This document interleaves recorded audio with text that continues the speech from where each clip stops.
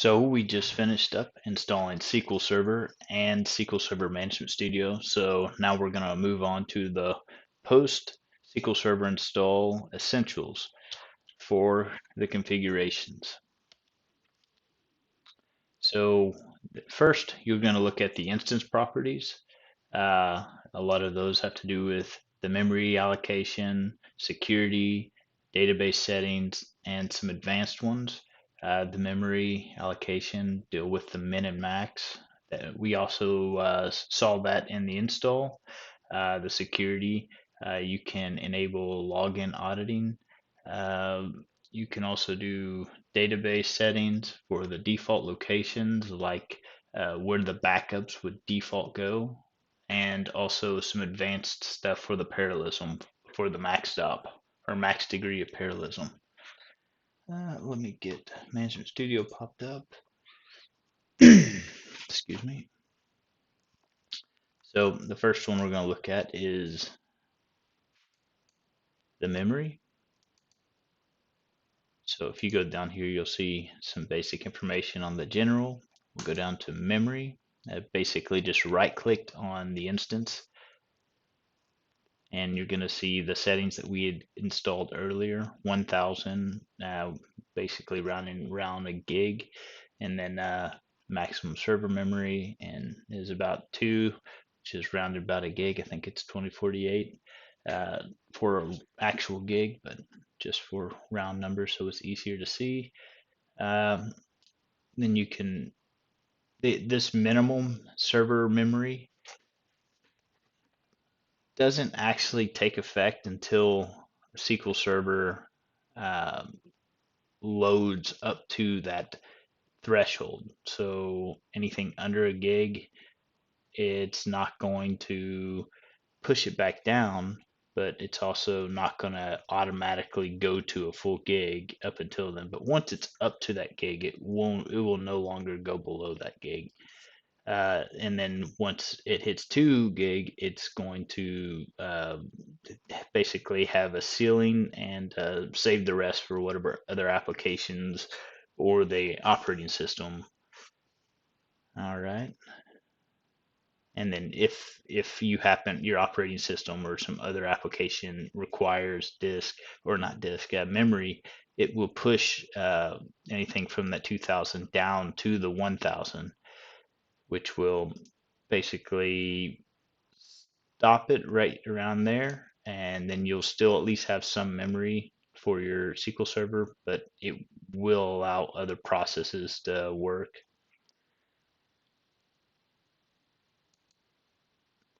All right, so now we have SQL.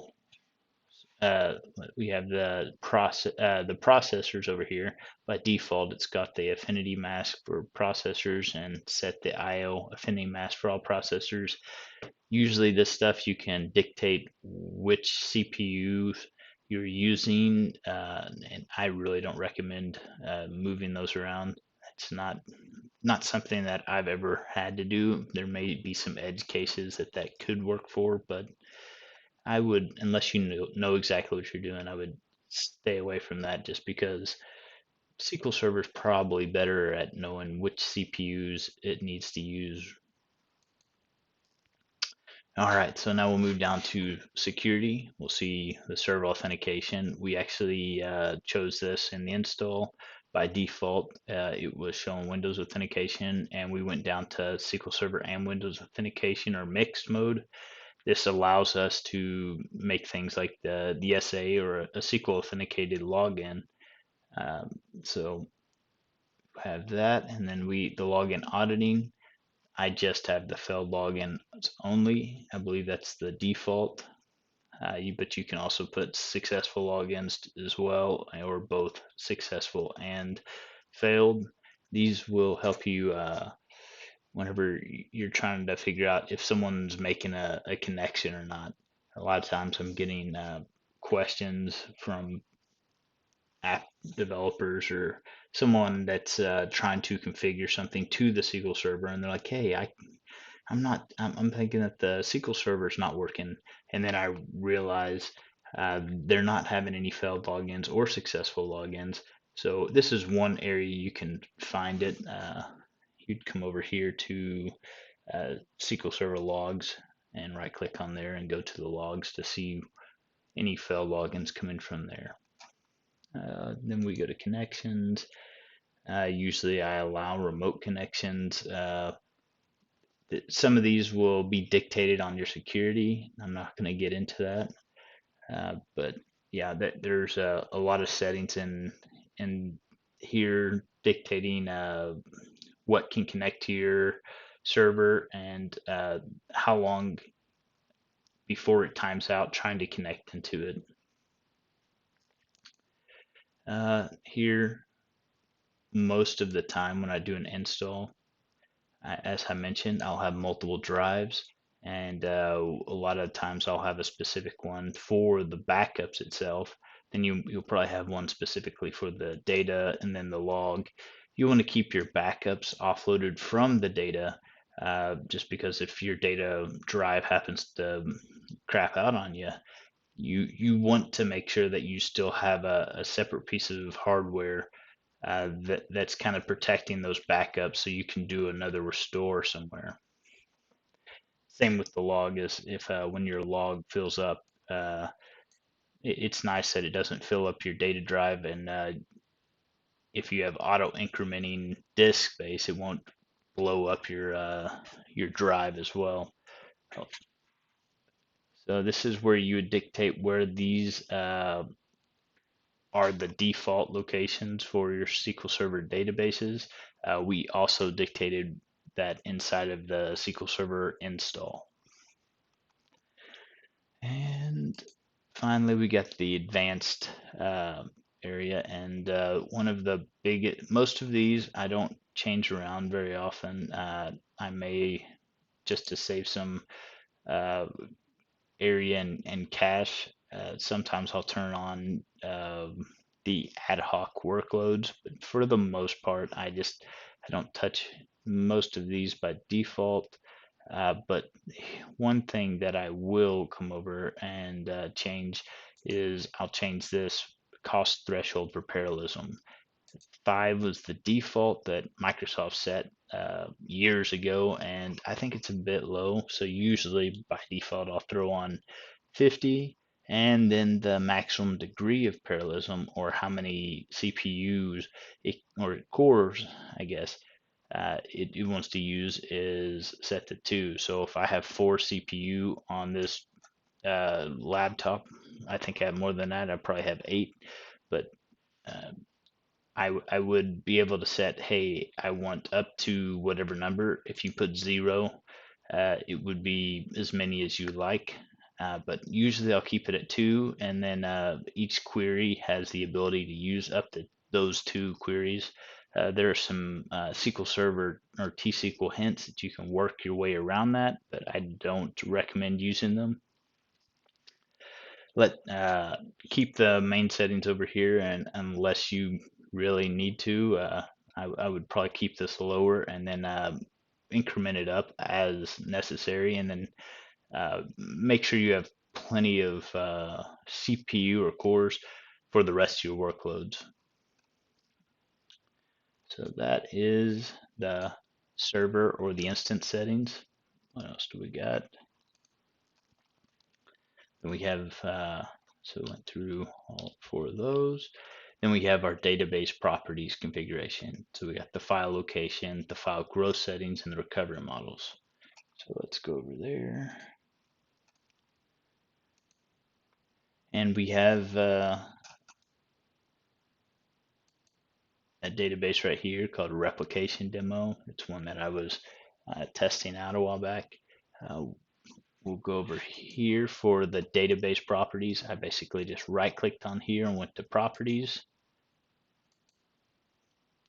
And you'll see that we have very similar set of, I guess, tabs you can walk down.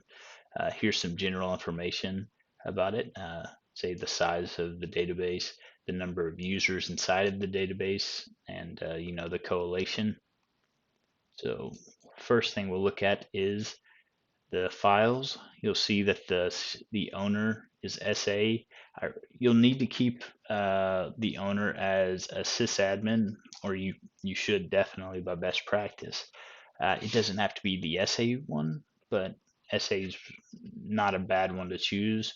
There's going to be a lot of people that might say on best security practices, keep it a separate Windows authenticated login per instance, and that's not a bad idea. It's just really how much you're willing to effort you're willing to put in uh, for your maintenance. And if someone leaves and they don't have SA and then they're gone, sometimes these databases can become inaccessible or difficult to work with. So usually I like to keep it as maybe the SA or a dedicated Windows service owner that can that has sysadmin on the instance and quite a bit of access on the server. All right, and also you'll see some other settings inside of there, the database files. See, this is the logical name. You can change that. Uh, excuse me. Replication demo. Let's see. You can change those around if you want. I don't need to do that though. The file type showing this is the actual data file. This is going to be the size, the initial size of it. So most of the time you may want say 100 meg, and then set whatever you want for your log file. I'd probably recommend starting off at 150, but for whatever reason, this is already at 136. So I'm assuming that whenever I was playing around with this, I wrote a lot to the log and never shrank it back down. Let's see. Here's the auto growth settings. You can change this. You can do it by percent. So if you hit that threshold, then it's going to go up by 10%, or you can do by meg. Say, because after a while, if you have 100 gig, 10% of 100 gig is going to add up pretty quickly. So maybe you want to put it at 2 gig whenever it's growing. But then you also have to think about every time it does grow, it's going to start fragmenting. So a few things to think about over there. Here's your maximum file size. This one's actually unlimited, so it can grow as large as it needs to. And then you have yours for the log file as well. And also here's the path. This path is where you may need to go find your data. So you go down to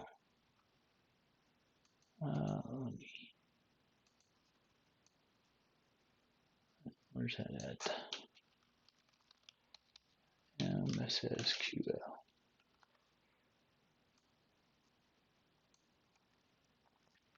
So I went over to my file explorer.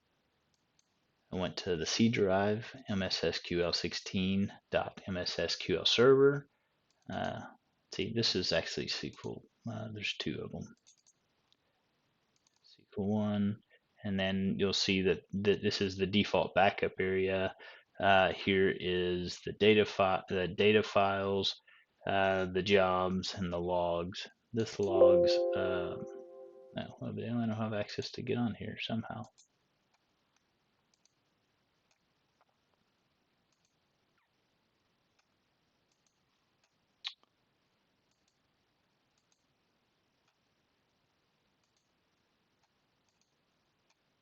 All right. Continue, so give myself access. So these aren't the transaction logs, these are actually the error logs. So you can come over here and read any error logs that may pop up. See what we've got on there. I use Notepad to open it. And here you go. Let's see, we'll go back over to here. You can see, continue, should give myself. Here's all the data files and the log files. Data files are going to start with MDF, and then log files are going to be LDF. And then sometimes when you have more than one data file, the second and third will be NDF. So your primary data your data file will be MDF, as in Mike, Delta, Fish. Yeah, I can't remember what the vernacular is for that, but and then this one's going to be N, as in Nancy. Uh, And then you can usually I'll put these on separate drives, but obviously I mentioned that I haven't. Well, these ones are all the system ones, so maybe I wouldn't put these ones on there. But most of the time I would offload this LDF to a different drive and a different file path, just so they're not competing for disk space and or IOPS. Uh, Let's go. File groups. I usually keep the primary one and not gonna, you can always add more than one if you need to. Options, collation, uh, on the default, the recovery model. This is a pretty important setting right here.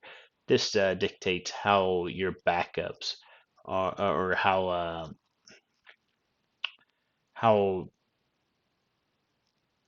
the transaction log decides when it's going to uh, clear its log. So if you keep it on full,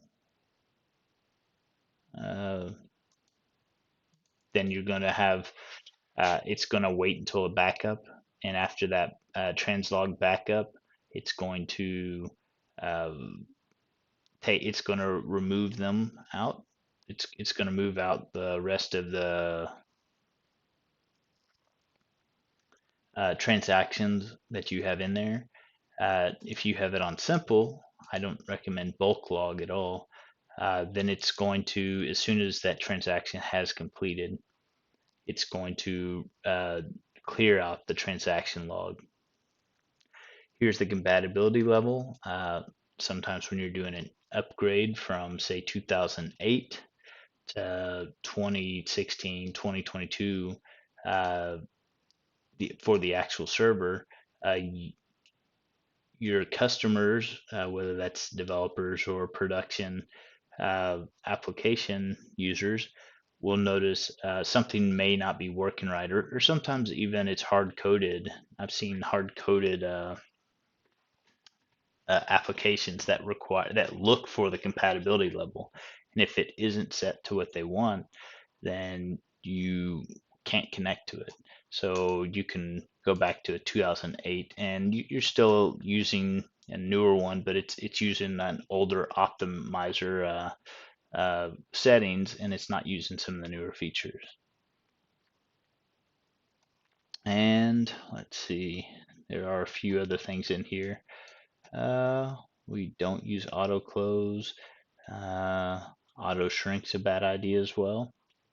Auto close will close out your connections whenever it deems that they're not being used anymore, and that's definitely not good for an application. Auto shrink will shrink as it sees fit, which causes a lot of fragmentation. It'll keep your area pretty small, but for a production database, I definitely do not recommend that. Uh, let's see, I usually keep my uh, um, default cursor at global. I think the other option is local. Let's see, is there anything else we need to go over?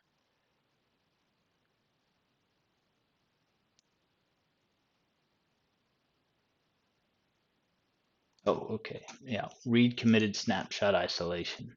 Here's a pretty good setting where if there is one thing about SQL Server that really that they're starting to come around on, especially with the newer managed instances, and I think even Azure SQL DB, there's a thing that Oracle and Postgres have. It's called for their uh, isolation level, they use uh, what's it, optimistic. So the reads and the writes don't block each other. SQL Server trying to be a bit more thorough, and they use something called a pessimistic isolation level, and it it helps keep things clean, but also slows down reads. So a read may prevent a write, uh, and cause some blocking or locking, and vice versa. So this really helps out with that kind of situation. And I think that on newer installs, this is actually on by default. One caveat, and then there's probably a few of them I'm not going to get into, but one of them is that it does versioning and inside your temp DB, so you need to expect more space to be growing in there, and so your temp DB will grow more as a result of that. But it's definitely better on your reporting and or writing throughput. Let's go back to here. All right, let's go to change tracking. I don't use that. I don't. It's not needed. We're going so. One of the biggest things that's been awesome since 2016 on is been Query Store. This has had some issues. I think in 2016 it actually caused issues, but I think in the newer versions I haven't heard of too many. But Query Store basically keeps uh, the query plans throughout the day. It'll cache these into this query store per database. So you have to enable this per database, and it'll allow you to see the cached queries and see if they're changing plans. Do they need indexes? It's really good for troubleshooting and performance tuning. So I usually set this. You come over by default, it's off. You come over here and turn it on. You go to read write. By default, just leave it 15. It's gonna flush her 15 minutes, and then it's gonna collect uh, every hour. And then I have the up to 200 gig or 200 meg worth of a plan, which is pretty large plan. I really doubt we get that. And then we have a max size of about 1 gig, and then it'll do its own cleanup mode. I have that set to auto. No, I'm not gonna save any of this. To see the query store, you can come over here and you can see things like regressed queries. Nothing's over here right now.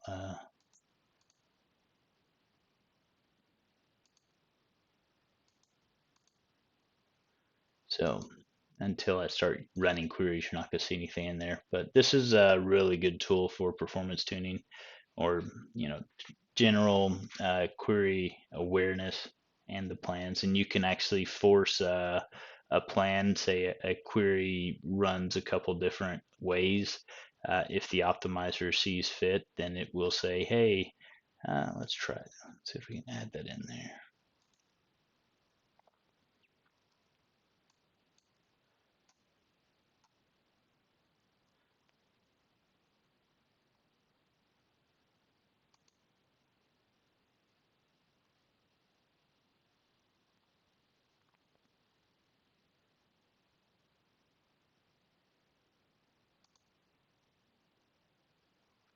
It'll show you basically this data over here. It'll show you the query, the cost, and it'll show you some information about the query and the plan. All right, let's go over what's next on here.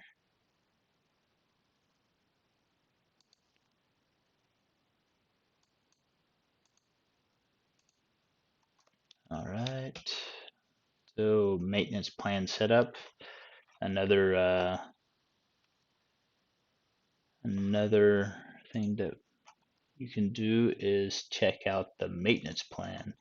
Uh, a lot of shops, if you don't already have a maintenance plan that you've set up, building uh, your own scripts and having some kind of monitoring system set up, this is a really good start. Come over to the instance, go down to the management area, and go to maintenance plans.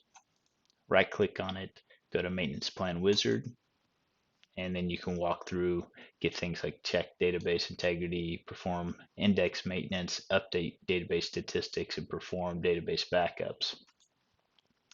So I'm just going to we'll name this as backup. Actually, I'm going to do index. And so you can either do a single schedule for the entire plan or no schedule, or you can do a separate schedule for each task. I would probably recommend this. That way you could make them staggered out throughout the day, or maybe even if you want to have the index once a week or a backup once a week, you could do that. Run as. Usually it's going to be the service account. I think you can add some proxy accounts and it'll have another drop down. And let's go. Here's your check database integrity. It's a very intensive job, and I would say most of the time people try to run this once a day just to verify that the database isn't corrupt.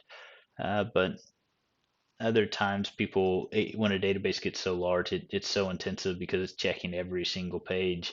It it takes a very long time. It's very resource intensive and causes panic among the production people. So you may get it once a week, a scaled down version. You can actually uh, make this for physical only, and it won't check as much the logical uh, connections or logical objects in there.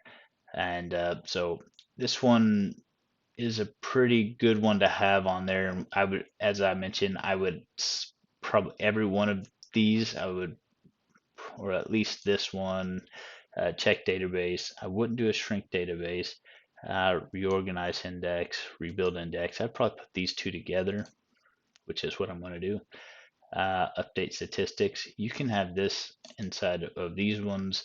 Usually, if you rebuild an index, you're going to update your statistics, and we already have auto statistics on anyways. If you go past a certain percentage of changes, it's going to update the statistics anyways. Um, let's see, clean up history. This is for the logs.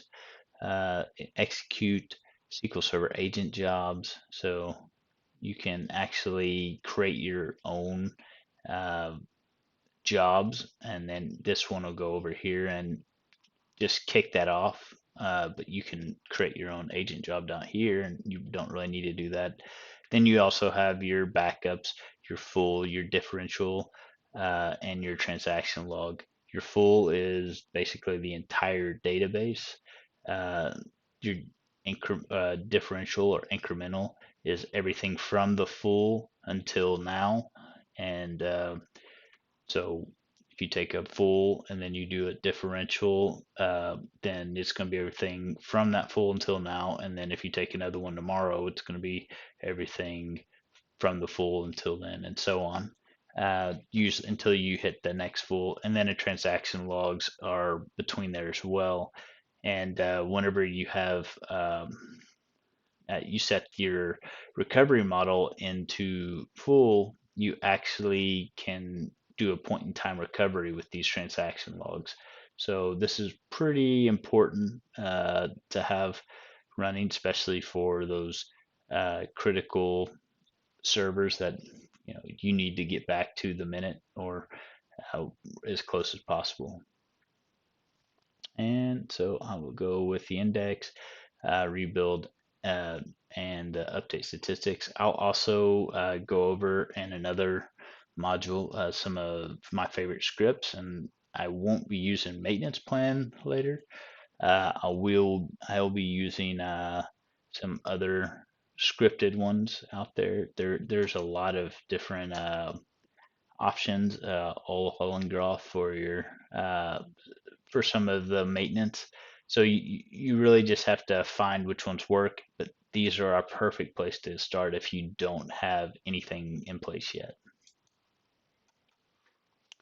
All right. Schedule maintenance task order, reorganize index, rebuild index, update statistics.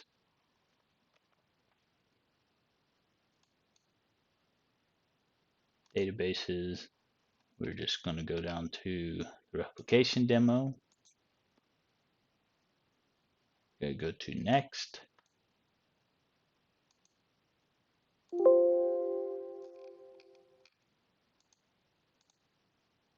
Did I skip one? Yeah, I did. Nope, I did. Fragmentation. So if you start this off, databases, we'll just do all basic. And the fragmentation, this is for the reorg. Everything over 15% will be reorganized rather than rebuilt. So it'll just go around and move the pages as necessary. Page count over 1,000. Let's see. Next, do all databases right here. And then what is over 30% by default. And then the scan type is fast. Let's see. You can also choose which degree of parallelism you want to go by. The max stop, as I mentioned before. So maybe you don't want it to use all the resources. And what else do we got? We'll do all databases for your statistics. So if you're not rebuilding the index because it's too fragmented, over 30% fragmented, maybe you just reorganized, but you need also want to get your statistics done. I wouldn't recommend doing this all the time. Maybe once a week, and update all the statistics on your different databases. That way, I would actually probably say this is more important than the fragmentation, especially for newer hardware. Uh, Mainly because this allows you the statistics point to the different areas that you're looking, where your query is looking for information. So I would recommend having a statistics job of some sort. You don't have to have this daily, and I probably would recommend not doing that. But I would also do a full scan. When you do a sample scan, maybe it doesn't get the right sample, and then you have slower queries than before. And then your logs will be back out where I mentioned earlier. Come over here to this log file and finish. And it is failing, but this is how you would create a maintenance plan. I'm not going to go into that too in depth because, as I mentioned, I'm going to do a different one later.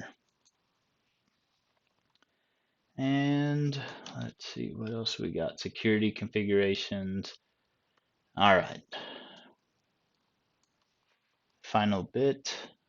We will go over security.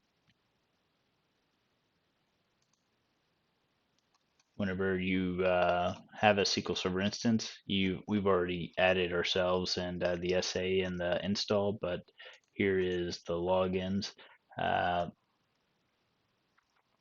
Let's see. You can see that these are system created ones, but then we have ones that I've created. Specifically, it has the desktop name, or if you had an Active Directory domain, it would also be right there. And then you have the actual login name. Once you have a Windows login, it doesn't have anywhere to put a password or anything because it's authenticated through Windows Authentication. So you can just go through and add the access needed.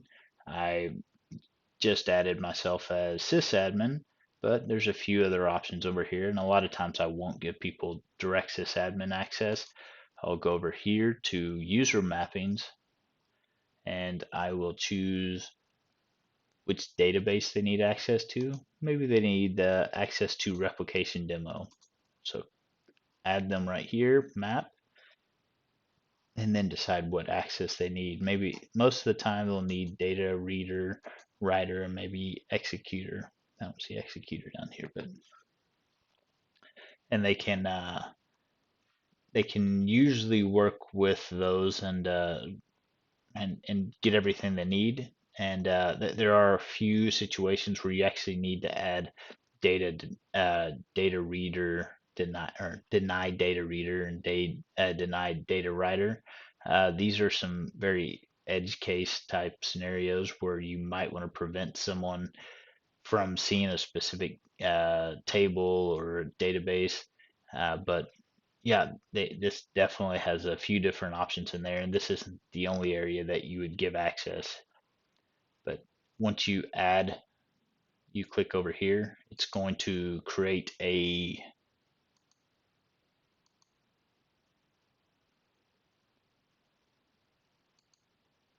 user. So if you create a login, that's a server level, and then the database level, it creates a user, database user. And you'll see over here, Mike 6, and should have the access that we put on there earlier. The membership shows data reader and data writer. If you go and create a new login, you've got a few different options. Not going to worry about the intro one. That one's more of Microsoft authentication. Create SQL authenticated. Call this test course. And then we'll do here.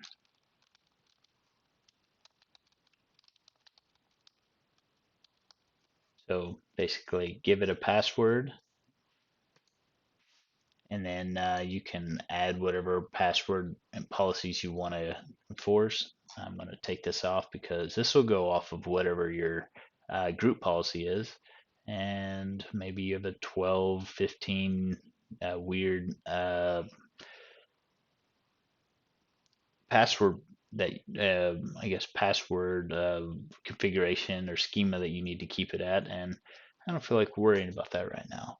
And also it's got the enforced password expiration, and user must change it on the next login. You can do other things like certificates and stuff on there, but I'm not going to get into any of this.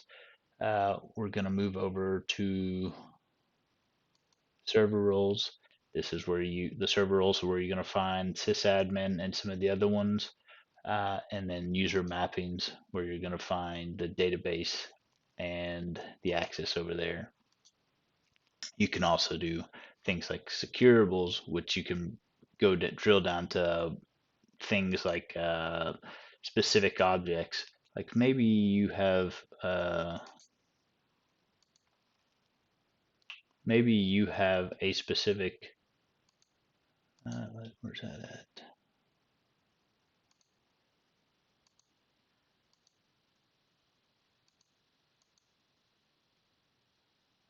I can't find it right now, but sometimes you can actually get into, oh, that's why. Probably need to give it access over here. Data. Let's give that securables, and then, oh, I can't find it. You can give specific objects inside of here. Uh, Server objects, browse. A lot of times if you have store procedures, you can give them specific access to a store procedure or a view. or a table, and you don't have to give the entire database. I'm having issues showing those right now, but maybe it's because it's not created yet. But yeah, you can go through and add those securables on there, and then you can also um, grant, I guess, permission to connect to there, to the database engine. You can actually disable the login. Maybe you decide this person no longer needs access, but you want to keep the login around just in case. Just disable it, and it will pop up.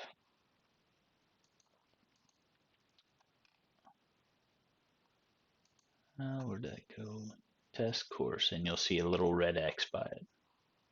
But that's all I have for this module, and in the next one, we will go over some more settings. I believe one of the next things I'd like to get into would be showing some of the scripts that might be useful for first time DBAs or even first time SQL Server users to better figure out how to navigate it, because sometimes you can't do everything inside of the GUI and you actually have to run a script to figure out or do something more advanced.